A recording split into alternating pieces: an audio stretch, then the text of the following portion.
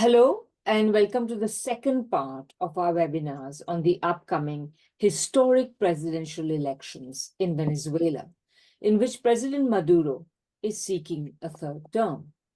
This pair of webinars, and we had the first one last Sunday, is organized by the International Manifesto Group and the Orinoco Tribune. The International Manifesto Group, as some of you may very well know, discusses the fast-changing political and geopolitical economy of our world with members from around the world and has issued a manifesto titled Through Pluripolarity to Socialism.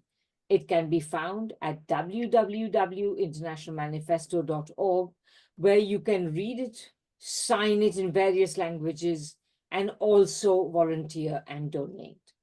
The Orinoco Tribune, our co-sponsor, is an independent news outlet created in 2018 to provide accurate news and analysis from an anti-imperialist perspective on news and developments in Venezuela and the world by creating as well as curating multimedia content from Spanish and English sources.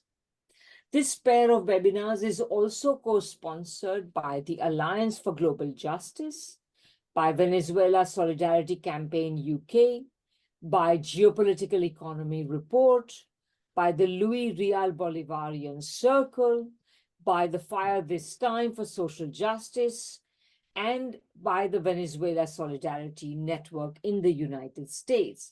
My name is Radhika Desai, and I'm the convener of the International Manifesto Group, as well as the moderator for this second of these two very important events.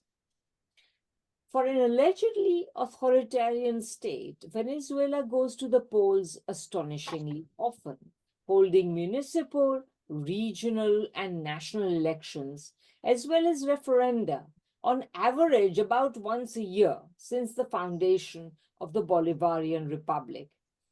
And it does so in electoral processes that, while they are attacked as unfair and non-transparent by the Western media, have been praised by many critical outlets as the gold standard for free and fair electoral processes. So now that Venezuela is holding presidential elections and appears poised to re-elect President Maduro, the Western media are working overtime, producing the usual litany of lies about Venezuela. They claim that Venezuela's economic woes are caused by the government and not by the nearly 1,000 sanctions imposed upon the country. And we must remember that until the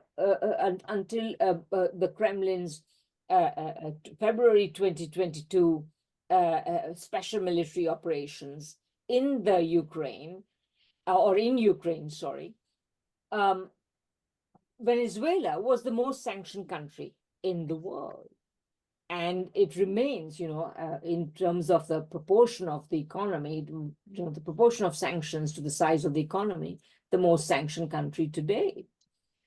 The Western media also claim that people are leaving Venezuela because of Venezuela's socialist practices, rather than the United States' profoundly murderous sanctions.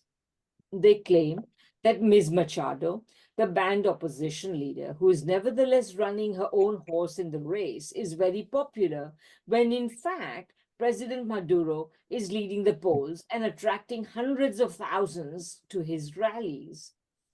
The Western media repeats Corina Machado's claim that her candidate is going to win unless there is massive fraud. And the Western media, by repeating this, is cooperating in her attempt to delegitimize her imminent defeat in advance, much as what Trump tried to do earlier in Washington. The Western media claims that the United States and the West is interested in Venezuelan democracy, when in fact they are merely interested in Venezuela's resources. The list of lies is so long that, quite frankly, to list them all would be to take up unnecessary time. And it's time that we had better spent listening to the truths instead. I'm Michael Hudson. I'm appearing here for the International Manifesto Group. If you like this video and ones like it, please subscribe. For more information, go to the address on the screen.